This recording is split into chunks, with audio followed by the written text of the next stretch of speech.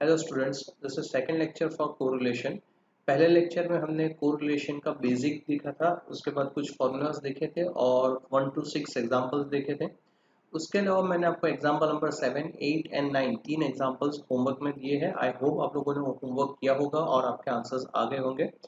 So let's start with second part of correlation.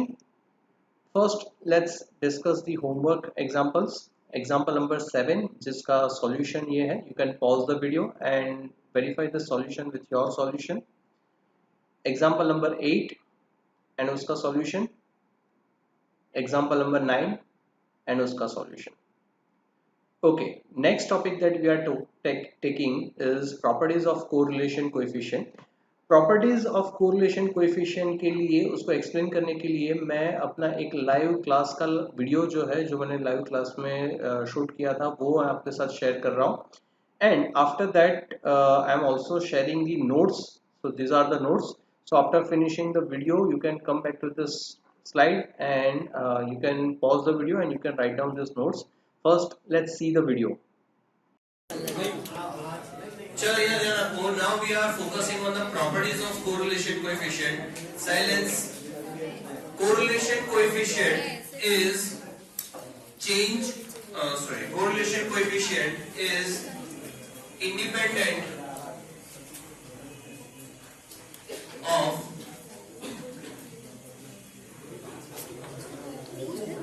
change of origin. Change of origin का मतलब क्या होता है? चेंज ऑफ ओरिजिन मतलब plus and minus. So plus and minus and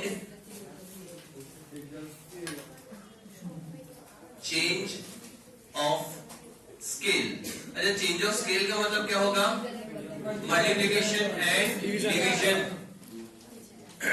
चलो यहां पे ध्यान दो, स्टॉप राइटिंग, पे अटेंशन। हम लोगों ने क्या बोला कि कोरिलेशन कोएफिशिएंट जो है विच इज इंडिपेंडेंट यानी कि इसको फर्क नहीं पड़ता है चेंज ऑफ ओरिजिन या फिर चेंज ऑफ स्केल होता है तो। यानी कि अगर हमारा ओरिजिनल नंबर है उसमें कोई एक अमाउंट ऐड करो या लेस करो, हमारा final answer of r will remain same.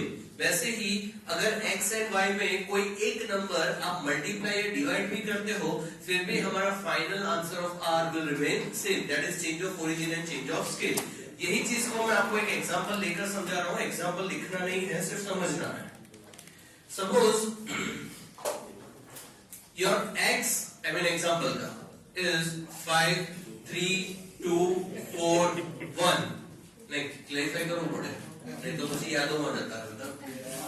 And y is 7 9 13 14 20. This is your y, ठीक है। And from this मान लो कि हमने पूरा कैलकुलेशन किया है और कैलकुलेशन से हमें r का आंसर मिला -0.92। This is your answer for r। सारा कैलकुलेशन कर लिया है। फॉर एग्जांपल ऐसे ही मान लो कि कैलकुलेशन किया है और r का आंसर -0.92 मिल रहा है। Now we are focusing on change of origin right now, that is plus minus. तो जो हमारा x है एग्जांपल का, उसमें मैं कोई एक नंबर से फॉर एग्जांपल 6 ऐड कर रहा हूं। ऐसे ही मैंने एक नंबर 6 ऐड किया तो उससे मेरे आंसर में क्या फर्क पड़ेगा उसकी बात कर रहे हैं। अच्छा, ये जो मैंने r लिखा हुआ है, r which is -0.92 is actually correlation coefficient, that is r of xy, जिसका आंसर -0.92 है। yes right, r यानी कि correlation coefficient, यानी कि correlation between two variables, and which two variables? So it is the x and y. So जो हम लोग सिर्फ r equals to -0.92 लिखते हैं, उसको इस तरीके से भी लिखा जा सकता है एक्सटेंसिवली। अच्छी तरीके से लिखना है तो कि जहां पे कौन से दो वेरिएबल्स है वो दो वेरिएबल्स हम लोग मेंशन भी कर रहे हैं कि correlation coefficient of x and y is -0.92, ठीक है। तो ये r है। अच्छा, जो x है उसमें एक कांस्टेंट नंबर यानी कि 6 को मैंने ऐड किया, वैसे ही y में एक नंबर में माइनस भी कर रहा हूं 15. So I am deducting number 15 from y. इससे मेरे आंसर में क्या फर्क पड़ेगा? ये -0.92 में क्या फर्क पड़ेगा? कोई नहीं, because correlation coefficient is not affected by change of origin. यानी कि कोई एक नंबर में ऐड करूं या कोई एक नंबर में डिडक्ट करूं, उससे मेरे फाइनल आंसर में कोई फर्क नहीं पड़ेगा। सो r ऑफ x + 6 करूं या y - 15 करूं, फिर भी मेरा आंसर तो -0.92 ही रहेगा। यस और नो? समझ में आ रहा है सबको? ठीक है, चलो एक और चेंज करता हूं। अब हम लोग फोकस कर रहे हैं चेंज ऑफ स्केल पे। तो जब चेंज ऑफ स्केल की बात कर रहा हूं, तो एक नंबर से फॉर एग्जांपल 2, तो x जो है उसमें मैं 2 मल्टीप्लाई कर रहा हूं सारे नंबर से, एंड y में मैं 3 मल्टीप्लाई कर रहा हूं।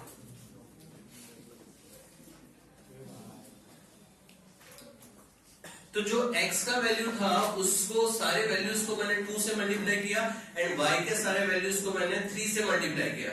यानी कि मेरा अब r क्या होगा? तो x की जगह पे मैं लिखूंगा 2x, बिकॉज 2 से मल्टीप्लाई किया। 2x + 6 तो हुआ था, y की जगह पे मैं लिखूंगा 3y - 15। तो मेरा r क्या बनेगा? r का वैल्यू का आंसर क्या होगा? Because it is also not affected by change of scale। यानी मल्टीप्लिकेशन करो या डिवाइड करो, उससे कोई फर्क नहीं पड़ता। तो अभी भी मेरे r का आंसर 0.92 ही रहेगा, बिकॉज मैं अगर कुछ ऐड करूं, माइनस करूं, मल्टीप्लाई करूं या डिवाइड करूं, फिर भी मेरे r के आंसर में कोई फर्क नहीं पड़ेगा। क्लियर हो रहा है? चलो अब सेकेंड प्रॉपर्टी देख रहे हैं हम लोग। अच्छा, इसमें इफ r इज x में प्लस और माइनस k करो, एंड y में प्लस और माइनस k यानी कि कांस्टेंट नंबर, कोई एक कांस्टेंट नंबर मैंने x में ऐड किया या माइनस किया, y में ऐड किया या माइनस किया, मेरा फाइनल आंसर r का xy जितना ही रहेगा, कोई फर्क नहीं पड़ेगा। वैसे ही r में यानी कि x में कोई एक कांस्टेंट नंबर को मल्टीप्लाई करूं या y में उसको मल्टीप्लाई करूं, फिर भी मेरा r का आंसर xy जितना ही रहेगा। या तो फिर r में x में कोई एक नंबर से मैं डिवाइड कर रहा हूं या y को किसी एक नंबर से मैं डिवाइड कर रहा हूं, फिर भी मेरे r का आंसर तो xy ही रहेगा, कोई चेंज नहीं होगा। समझ में आ रहा है? यानी कि कोई एक कांस्टेंट नंबर मैं ले रहा हूं, उस कांस्टेंट नंबर से उस कांस्टेंट नंबर को x या y में मैं ऐड करूं, माइनस करूं, उसी कांस्टेंट नंबर से मैं x को मल्टीप्लाई करूं, y को मल्टीप्लाई करूं या डिवाइड करूं, मेरे फाइनल आंसर में कोई फर्क नहीं पड़ेगा। Where this k is constant number. Clear हो रहा है सबको फर्स्ट प्रॉपर्टी? अब हम लोग देख रहे हैं सेकंड प्रॉपर्टी। सेकंड प्रॉपर्टी क्या बोल रही है कि if the sign of any one variable is changed, the sign of correlation coefficient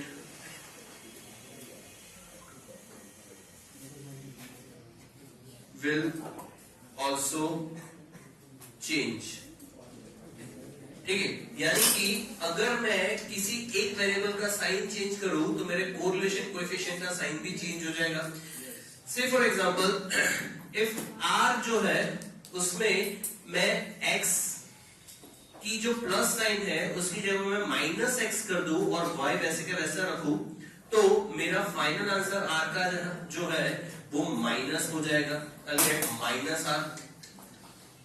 अगर r का x का साइन सेम रखता हूं लेकिन y का साइन चेंज करता हूं, फिर भी मेरे r का वैल्यू माइनस हो जाएगा, माइनस rxy, बिकॉज एक वेरिएबल का साइन चेंज किया है। But if I change the sign of both the variables, minus x and minus y करूंगा, तो माइनस माइनस प्लस, तो फाइनल आंसर वही ओरिजिनल आंसर था विच इज RXY। समझ में आ रहा है? चलो इसको मैं एग्जांपल से समझाता हूं। इसी एग्जांपल में मैं सिर्फ एक वेरिएबल का साइन चेंज कर रहा हूं y का, ठीक है? तो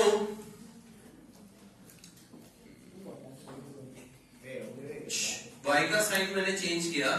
जब y का साइन चेंज कर रहा हूं तो अब r क्या बनेगा? तो इट इज 2x प्लस 6 तो था ही, बट y जो है वो 3 की जगह माइनस 3y हो जाएगा। एंड बिकॉज ब्रैकेट में ये माइनस है, बाहर माइनस है, तो अंदर प्लस हो जाएगा। So plus 15। बोलो फाइनल आंसर क्या आएगा? माइनस 0.92 और प्लस 0.92। How minus? प्लस होगा ना, साइन चेंज हो जाएगा, ठीक है? सो फाइनल आंसर माइनस हो जाएगा, यानी कि माइनस फिर माइनस 0.92, तो मेरा ओरिजिनल आंसर था ही। So minus minus plus 0.92। हाँ, अगर ये प्लस 0.92 होता तो उसका साइन चेंज होकर माइनस 0.9 होता। समझ में आ रहा है सबको? पक्का? ओके, ये जो है this is your example number 10। First and second दो क्वेश्चंस पूछे हैं, ये दो क्वेश्चंस के आंसर्स हैं। क्लियर हो रहा है सबको? चलो लिख दो, pause. Okay, so because you have learned these properties, you can pause the video and write these notes. Let's move to next example. Example number 11. A computer while calculating correlation coefficient between two variables x and y. So remember there are two variables x and y जिसकी data हमने computer में डाले थे, and from 25 pairs of observations obtain the following results.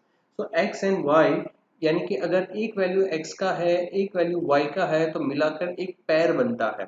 So one value of x, one value of y will give you a one pair, and that's at 25 pairs of observations थे, and that's why there are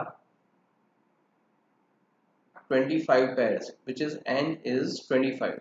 अब ये सारी चीजें हमने computer में डाली जिससे computer ने कुछ रिजल्ट्स बनाकर हमें दिए, जिसमें सिग्मा x का टोटल हमें मिला 125, y का टोटल मिला 100, sigma x square is 650 and sigma y square is 460 and sigma xy is 508। It was, however, discovered at the time of checking that two pairs of observations were not correctly copied। अब जब हमने ये सारा calculation कर लिया उसके बाद हम लोग जब चेक कर रहे थे तब हमें पता चला कि दो ऑब्जर्वेशन सही से लिखे नहीं गए। They were taken as, यानी कि ये ऑब्जर्वेशन हमने लिए क्या थे? तो 6 and 14 लिए थे। अच्छा, तो दिस इज फर्स्ट पैर। रिमेंबर, पैर मतलब कि पैर में एक वैल्यू x का होगा और एक वैल्यू y का होगा। So 6 is x and 14 is y। This is first पैर, ये हमने लिया था, यानी कि ये गलत वैल्यू है। दूसरा पैर हमने क्या लिया था? x as 8 and 6 as y। तो ये दो गलत पैर हमने लिए थे। while जब correct values were, correct value क्या थी? तो फर्स्ट जो हमने 6 लिया था x का, उसकी जगह पे करेक्ट वैल्यू था 8। सो 8 is the correct value of x and 12 is the correct value of y for first pair। For second pair, the correct value of x is 6 and correct value of y is 8। Prove that the correct values of correlation coefficient is 2/3। हमें r का answer 2/3 आना चाहिए, वो prove करना है।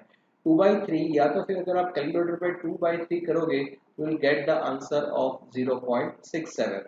So correct answer 0.67 होना चाहिए, that is what they are asking us to calculate। चलो तो सॉल्यूशन देखते हैं। अच्छा, तो वर्किंग में सबसे पहले you need to understand one formula. अगर हमारे पास गलत वैल्यूज है और सही वैल्यू फाइंड करनी है तो क्या करना पड़ेगा? गलत रिजल्ट में से गलत वैल्यू माइनस करेंगे, सही वैल्यू ऐड करेंगे, will get the correct value. So that is the formula that incorrect results less wrong observations. जो गलत ऑब्जर्वेशंस है वो इनकरेक्ट रिजल्ट में से निकाल देंगे, प्लस जो करेक्ट ऑब्जर्वेशंस है वो इनकरेक्ट रिजल्ट में ऐड करेंगे and will get correct result। So let's calculate this for all the notations। First notation is n। हमें पता है कि हमारा गलत n यानी कि इनकरेक्ट वैल्यू का n जो है वो 25 हमें दिया गया है। So we are taking incorrect result as 25। Wrong observation, so we know that there are two pairs of observations 1 and 2। जो दो गलत observations थे उसको निकाल दिया। So we are deducting 2 from incorrect result. Also, we have two correct results, so we are adding 2 also, and our correct result for n will be 25.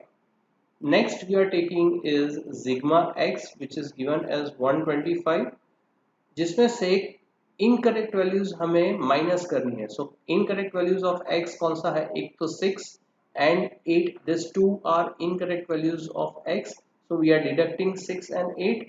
Also, which are correct values of x, one is 8 and second is 6, so we are adding 8 and 6 and we'll get the correct result of sigma x is 125.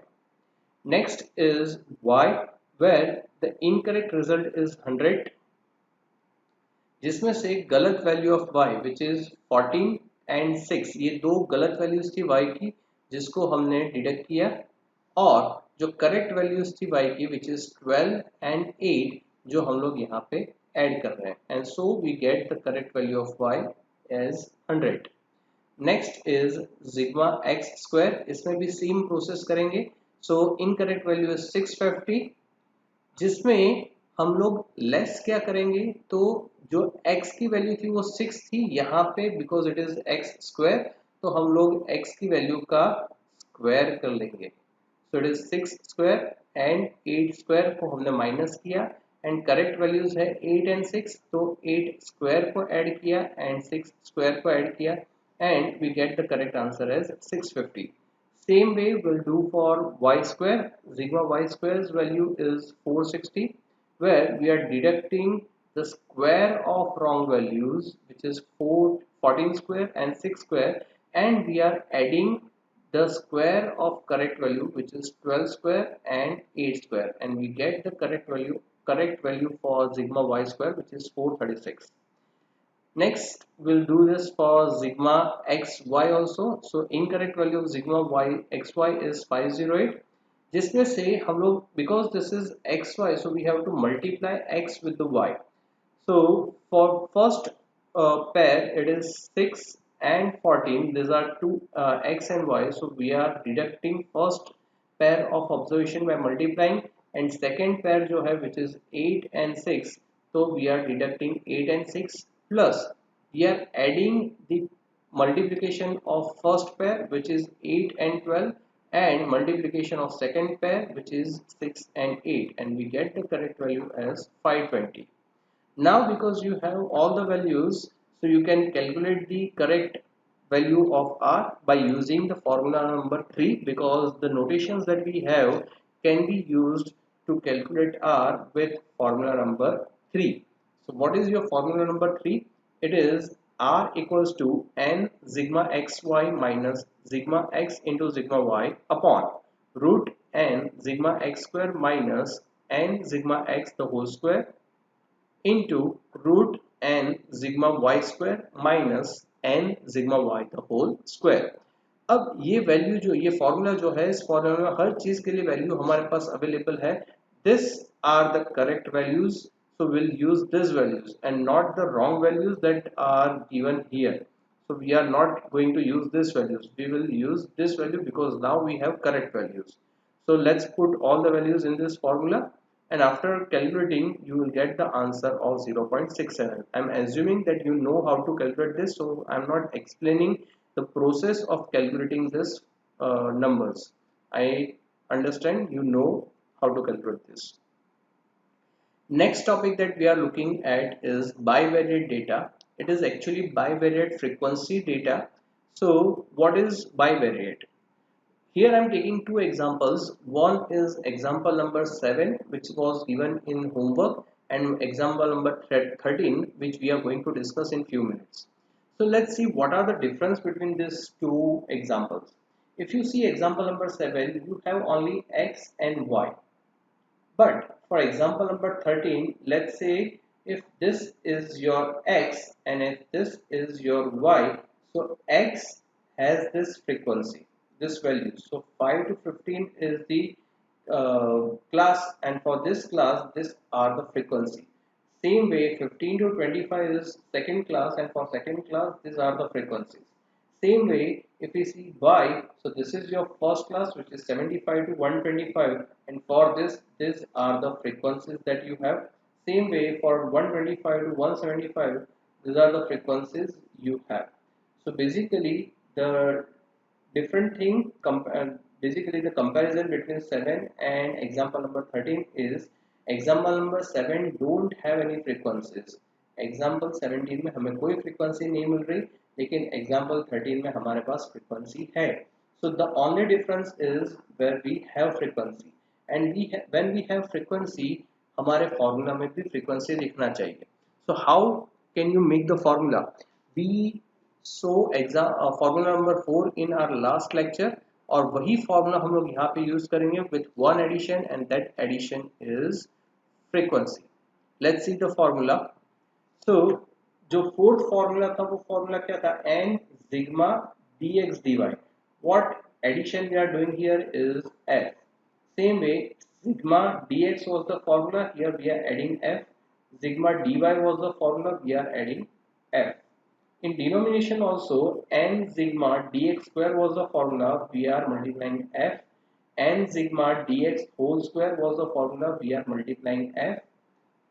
N sigma dy square was the formula, we are again multiplying f. N sigma dy the whole square was the formula, we are multiplying f. So this is the formula, that n sigma f dx dy minus sigma f dx into sigma f dy upon root n sigma f dx square minus n sigma f dx the whole square into root n sigma f dy square minus n sigma f dy the whole square.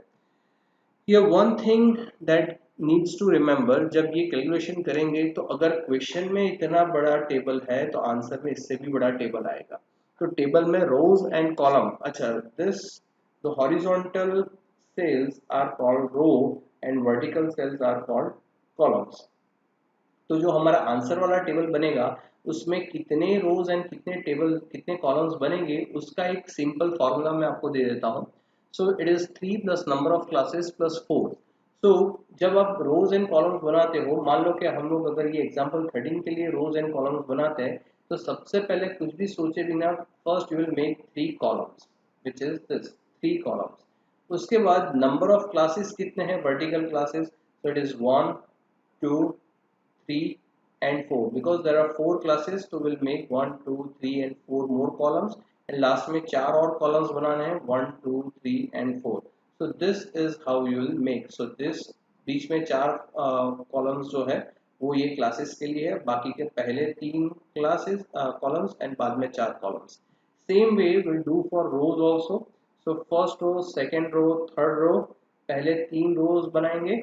उसके बाद number of classes कितने हैं, तो इस example में there are 4 rows, so will make 1 2 3 and 4 rows for 4 classes. पहले ये 3 बनाए, फिर उसके बाद लास्ट में 4 रोज मोर, सो 1 2 3 एंड 4 4 और रोज बनाएंगे, और ये दोनों मिलाकर आपका पूरा टेबल बनेगा. सो this is basic, so that you don't make any mistake. ऐसा ना हो कि आधी चीजें लिख देने के बाद आपको समझ में आए कि टेबल में 2 कॉलम्स या 1-2 रोज लिखनी रह गई और वापस से सब कुछ करना ना पड़े, इसलिए पहले से मैं आपको ये फॉर्मूला दे देता हूँ. So it is important that you remember this formula.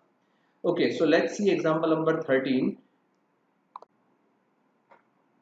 Hello students, this is example number 13 and bivariate frequency distribution example. अगर इस एग्जांपल में देखो तो यहाँ पे आपको क्लासेस दिए गए हैं और यहाँ पे भी आपको क्लासेस दिए गए हैं, और साथ में ये सारी फ्रीक्वेंसीज दी गई है.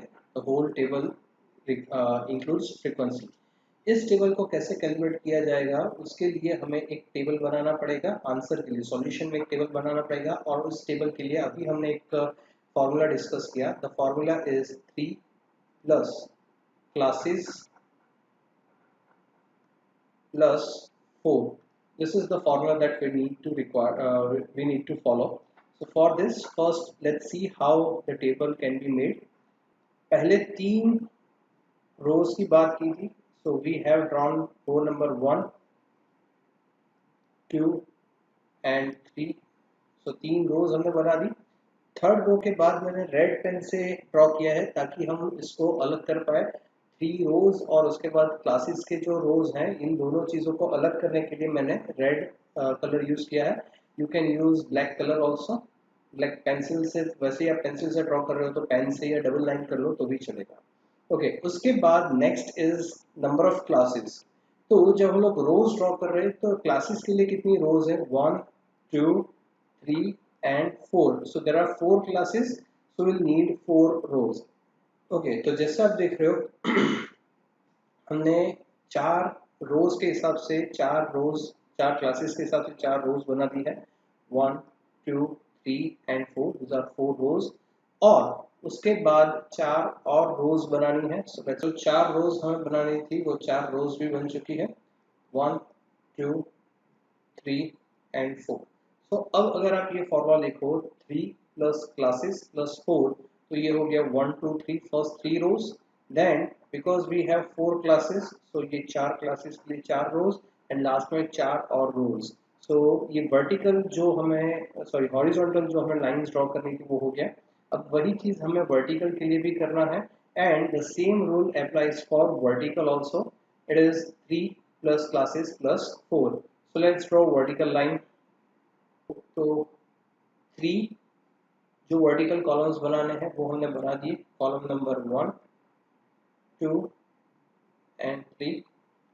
अब उसके बाद नंबर ऑफ क्लासेस के हिसाब से हमें और कॉलम्स बनाने हैं। तो अभी देखते हैं कि नंबर ऑफ क्लासेस कितने हैं। सो वर्टिकल क्लासेस है 1 2 3 एंड 4। तो ये 4 क्लासेस है इसलिए हमें 4 रोज बनानी पड़ेगी, सॉरी 4 कॉलम्स बनाने पड़ेंगे। तो ये जो 4 कॉलम्स बनाने हैं, ये 4 कॉलम्स हमने बना दिए। अब लास्ट में 4 और कॉलम्स बनाने हैं, so let's make 4 last 4 columns. Last के 4 कॉलम्स हमारे रेडी हो गए हैं, 1 2 3 and 4। So we are done with the table. जो लाइंस ड्रॉ करना था वो हो गया। दिस इज नॉट रिक्वायर्ड, ये सिर्फ हमारे नंबर्स गिनने के लिए थे, so this is not a part of our answer. जब ये टेबल ड्रॉ हो जाता है उसके बाद पहले देखो यहाँ पे जो रेड लाइन्स है उस पर फोकस करेंगे या फिर जो आपने डबल लाइन्स की है उस पर फोकस करेंगे। So first will draw a cross line यहाँ से लेकर यहाँ तक एंड यहाँ पे जो लास्ट कॉलम है हमारा कॉलम नंबर 4, उसका रेड लाइन के नीचे वाला टेबल जो है ये वाला टेबल, ये वाले पॉइंट से लेकर ये वाले पॉइंट पे you can, after drawing the table you can focus on this and you can draw this line and यहाँ पे हम लिख देंगे कि सेम, मतलब कि इस बॉक्स में और इस बॉक्स में जो नंबर्स आएंगे वो दोनों नंबर्स सेम होंगे। चलो, तो ये टेबल ड्रॉ करने का काम खत्म होता है। If you don't understand this, repeat this process, वापस से ये पूरा वीडियो देखो टेबल कैसे ड्रॉ करते हैं उसका एंड वापस से समझने का ट्राई करो। If you still have any doubt you can always contact me. चलो, टेबल तो ड्रॉ हो गया, अब वैल्यूज सारे लिखते हैं। So first we have this classes, so I'm writing this classes here. It is 5 to 15, 15 to 25, 25 to 35 and 35 to 45। ऐसे ही vertical classes है वो भी मैं लिख देता हूँ यहाँ पे 75 to 125। अच्छा, ये चीज क्या है वो भी लिखते हैं। So this is sales revenue, so write sales revenue and ये जो हॉरिजॉन्टल क्लासेस है it is advertisement expense, so write advertisement expense. इसके बाद नेक्स्ट जो रोज एंड कॉलम होगा वहां पे हम लोग फाइंड करेंगे mid values and here also will write mid values। So let's find mid values। So it is 100, 150, mid value of 75 and 125, it is 125 plus 75 divided by 2 will give you 100, 175 plus 125 will give you 150, 225 plus 175 divided by 2 will give you 200 and 250। I hope everybody knows how to calculate mid values। Next, we will have to find mid values of this horizontal classes. So 5 plus 15 divided by 2 will give you 10. 15 plus 25 divided by 2 will give you 20, 30 and 40। Next, अच्छा, now we need to understand what is your x and what is your y। So जो vertical axis है, now I just want you to remember one thing, जब आप graph draw करते, diagram draw करते थे, तो diagram पे एक था एक्स एक्सिस और एक था वाई एक्सिस। जो वर्टिकल रहता था उसको आप वाई एक्सिस बोलते थे, जो हॉरिजॉन्टल था उसको एक्स एक्सिस बोलते थे। सेम वे यहाँ पे भी जो वर्टिकल वैल्यूज है उसको हम लोग y बोलेंगे एंड हॉरिजॉन्टल वैल्यूज को x बोलेंगे। सो we'll write here that this mid values is actually y and this mid values is actually x। और उसके बाद यहाँ पे उसका d फाइंड करना है, तो this will be your dy and this will be your dx। चलो अब d कैसे फाइंड करते हैं, तो d फाइंड करना कैसे फाइंड करना है वो आप ऑलरेडी सेंट्रल टेंडेंसी में सीखे हो। So let's take one value as a, let's assume one value, say for example we are assuming 150 as a and here we are assuming 20 as a। 20 को a assume किया, after assuming a we can find dy। So what will be the formula for dy? So dy will be y minus a upon c। In this case y is for first column, for first box, for this box your y is 100 minus assume mean which is 150, which we have assumed here, which is 150, divide by c। So what is the class length? Class length is 50। I'm not going in much detail how to find c because you know how to do this, so I'm just hoping that you know how to calculate this। You will get the answer of -1, right? -1, 0, 1 and 2। Same way here also we can calculate dx, which is xi minus a upon c, which is 10। So it is 10 minus 20 upon 10 will give you -1, 0, 1 and 2। So now we have calculated dx and dy। अच्छा, question में एक और चीज था जो हमने लिखा नहीं है अभी तक, which is frequency। So now let's focus on frequency and how to write frequency। So for first row and column the frequency is 3। So let's write 3, but ध्यान रखना 3 के बाद मैं ब्रैकेट में जगह छोड़ रहा हूँ। जितना भी फ्रीक्वेंसी है हर फ्रीक्वेंसी के बाजू में ब्रैकेट में एक और वैल्यू हमें लिखना पड़ेगा। सो दिस इज 3, उसके बाद है 8 and then bracket because I need to write one more value in this bracket, 2 and bracket, 2 and bracket। This is how you copy the frequency। अच्छा, after copying the frequency let's focus on this last 4 rows and last 4 columns।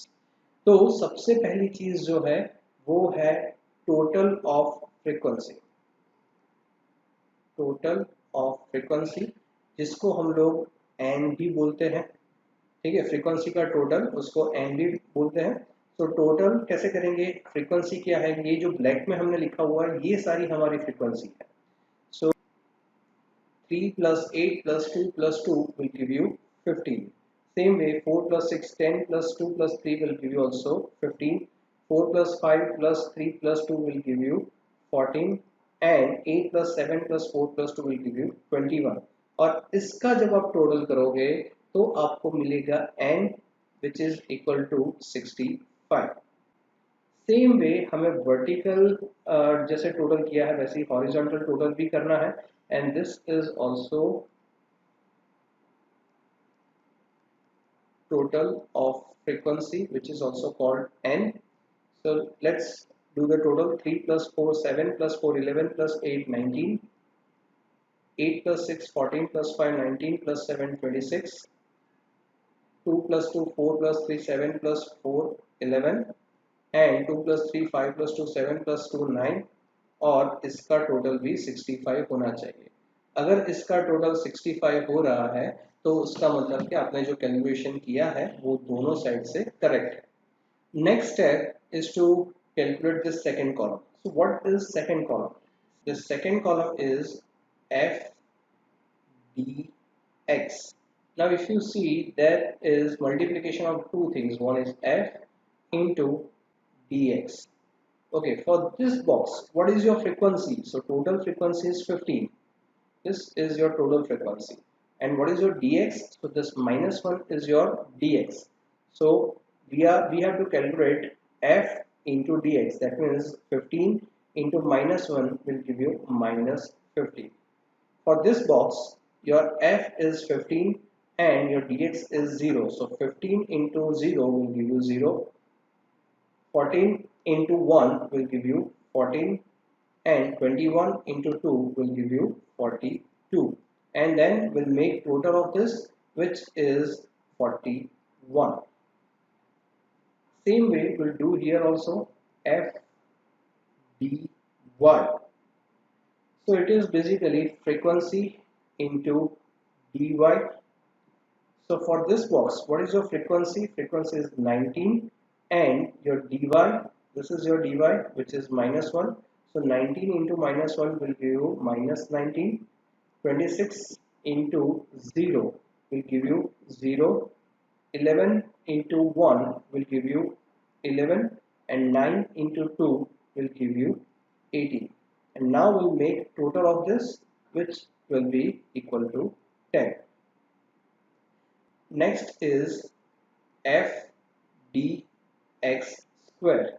अच्छा, ये जो है square जो है वो सिर्फ dx का स्क्वायर है, पूरे f dx का नहीं है.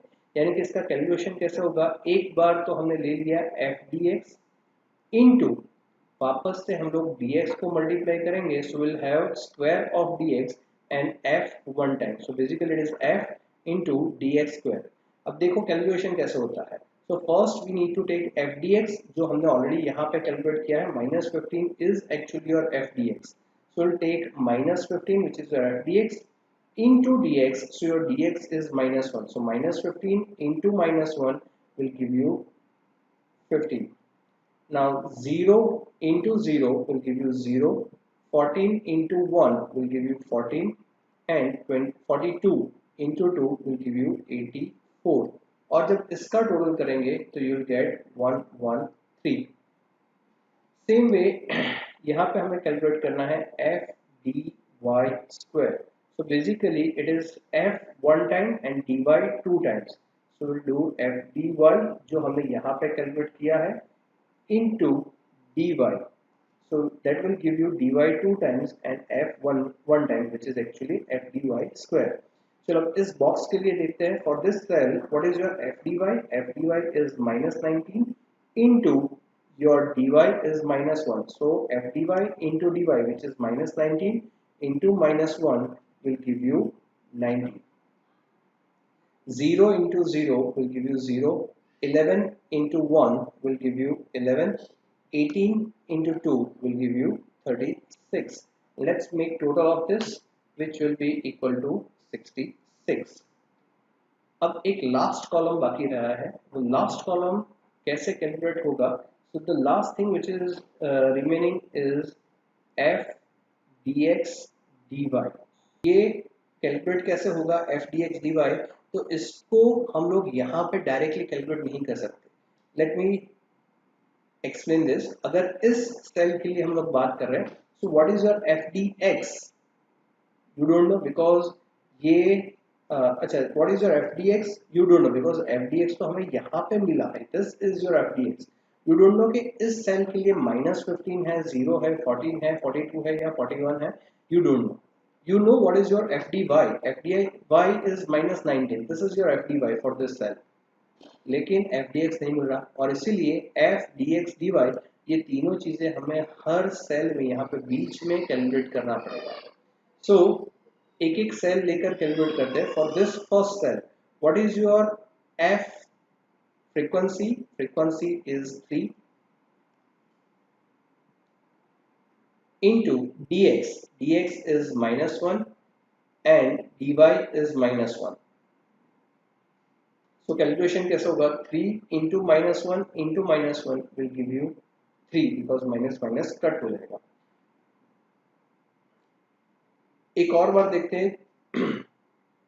This 2 into minus 1 into 1. 2 is your frequency into dx, which is minus 1, into dy, which is 1. So 2 into minus 1 into 1 will give you minus 2. अच्छा, ये बीच वाला छोड़ क्यों दिया? क्योंकि इसके लिए हमारे पास शॉर्टकट है. अब देखो dy में जहाँ पे 0 है उसके सामने सभी जगह पे हम लोगों को 0 लिख देना है, because when you will multiply with dy तो एक 0 है तो मल्टीप्लिकेशन का आंसर 0 ही रहेगा। वैसे ही जब dx में भी 0 है तो वर्टिकली वो सारी जगह का आंसर 0 ही आएगा। तो इसके लिए मेहनत करने की जरूरत नहीं है। अच्छा, इसलिए इस सेल के लिए देखो your frequency is 2 into dx is -1 into dy is 2. So 2 into -1 equals to -2 into 2 will give you -4. Same way यहाँ पे so f4 into dx 1 into dy -1 will give you -4 and so on। इसी तरीके से पूरा table calculate करना है। Okay, तो ये पूरा टेबल हमने कैलकुलेट कर लिया है। अब बारी है f dx dy को कैलकुलेट करने की। So for this cell, how will you calculate f dx dy? So it is basically summation of all the brackets. So जितने भी ब्रैकेट में वैल्यूज है जैसे कि 3 plus 0 plus -4 plus -16 will give you -17। वैसे ही यहाँ पे सब 0 है, सारे ब्रैकेट में 0 plus 0 plus 0 plus 0 will give you 0। -2 plus 0 plus 3 plus 8 will give you 9। -4 plus 0 plus 4 plus 8 will give you 8। और इसका टोटल करेंगे तो यहाँ पे टोटल आ रहा है 0, लेकिन हर बार आपका आंसर टोटल 0 नहीं आएगा। This is the only case जहाँ पे आपको f dx dy का टोटल 0 मिल रहा है। अच्छा, ये सेम वाला पॉइंट हमने सबसे पहले ही लिख दिया था जहाँ पे ये वाला बॉक्स और ये वाला बॉक्स इन दोनों का आंसर ऑलवेज सेम आएगा। तो अगर यहाँ पे 0 है तो यहाँ पे भी 0 आना चाहिए। चलो कैलकुलेट करके देखते हैं। यहाँ पे भी हमें कैलकुलेट करना है f dx dy। बेसिकली वापस से पूरा प्रोसेस करने की जरूरत नहीं है, सिर्फ ब्रैकेट की वैल्यूज जो हमने फाइंड की है उसी का टोटल करना है। So it is 3 plus 0 plus -2 -4 will give you -3। 0 0 0 0 total will be 0। -4 plus 0 plus 3 plus 4 will give you 3 and -16 plus 0 plus 8 plus 8 will give you 0। So -3 and plus 3 cut हो जाएगा, final answer will be 0। So हमारा जो पूरा calculation है वो calculation सही है। This is how you calculate the table. सबसे इम्पोर्टेंट एंड टफ पार्ट यही था। अगर अभी भी आपको टेबल में डाउट है, अगर नहीं भी है, स्टिल आई रेकमेंड कि पूरा ये प्रोसेस, पूरा कैलकुलेशन वापस से एक बार आप रिवाइज करो ताकि आपके दिमाग में फिट हो जाए। Now let's see further calculation. So आगे का कैलकुलेशन कैसे होगा? अब हमें आर कैलकुलेट करना है। आर का फॉर्मूला अभी हमने डिस्कस किया था, n sigma f D x d y minus sigma f D x into sigma f d y upon root n sigma f D x square minus sigma f D x the whole square in another root n sigma f dy square minus sigma f dy the whole square। यहाँ से process ज़्यादा difficult नहीं है। We have all this values, let's put the value. First is n, where is your n? तो ये रहा, हमने n find किया था विच इज 65। सो 65 into f D x d y, ये रहा f D x d y का टोटल 0। यहाँ से देखो, ये यहाँ से देखो, दोनों का आंसर 0 हो रहा है। So into 0 minus F D X. F D X, what is your F D X? Here is your F D X, this is your FDX which is 41 into FDY, here is your FDY which is 10 upon root 65 into FDX square. Where is your FDX square? Here is your FDX square which is 113 minus FDX the whole square. This is your FDX, so we'll do 41 the whole square in another root it is n, which is 65, into f dy square, which is 66, minus f dy the whole square, which is 10 square. अब इसका calculation आप जब करोगे, I am not going in much detail, I know कि how to calculate वो आपको पता है, so I'm directly giving you final answer which is 0.08 and this should be your final answer. और नीचे हम लोग लिख देंगे there is low degree negative correlation between advertisement expense and sales revenue. So this is how you calculate this example.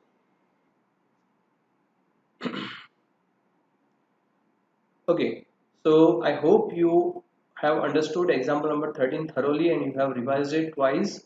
Now we are talking about homework. So I am giving you two examples in homework. One is example number 12 and second is example number 14. Let me discuss example number 12 first.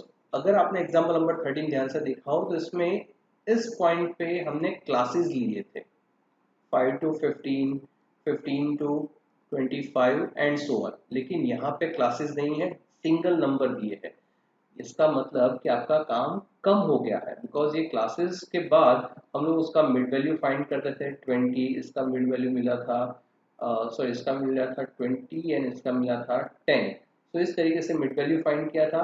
दो this is not mid value but consider this as mid value, और इसके आगे जो calculation किया था वैसे ही calculation करना है, नथिंग न्यू। तो यहाँ पे एक्चुअली आपका काम कम हो रहा है, अगर क्लासेस नहीं दिए और डायरेक्टली नंबर्स दिए हैं तो मिड वैल्यूज फाइंड करने की जरूरत नहीं है, बाकी का प्रोसेस सेम रहेगा। अच्छा, एक और चीज अगर यहाँ पे आपने ध्यान से देखा हो तो कुछ नंबर्स हैं जहाँ पे आपको डैश दिया गया है, कोई नंबर्स नहीं दिए गए हैं। जब डैश दिया हो तो उसका मतलब कि वहां पे हम लोग लेंगे जीरो, ठीक है, कंफ्यूज मत होना, यहाँ पे जीरो वैल्यू लेकर हम लोग आगे का कैलकुलेशन करेंगे। So take zero where dash is given. Example 14 is same as example 13, so no explanation needed. All the best for this homework. Last thing, a quiz. यहाँ पे हमारा पूरा चैप्टर खत्म होता है correlation.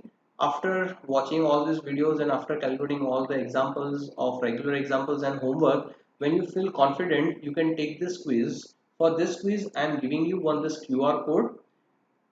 Scan this QR code from the camera of your phone and one link will open. तो उस link पे जाओ, एक 7 एग्जाम्पल 7 क्वेश्चन का क्विज मैंने दिया है, थरली एंड सीरियसली वो क्विज देना ताकि आपको पता चले कि आपने कितना पढ़ा है कितना नहीं पढ़ा है।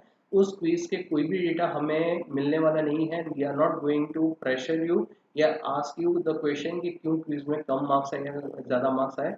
So this quiz is designed only for you. So take this quiz, take the benefit of this facility.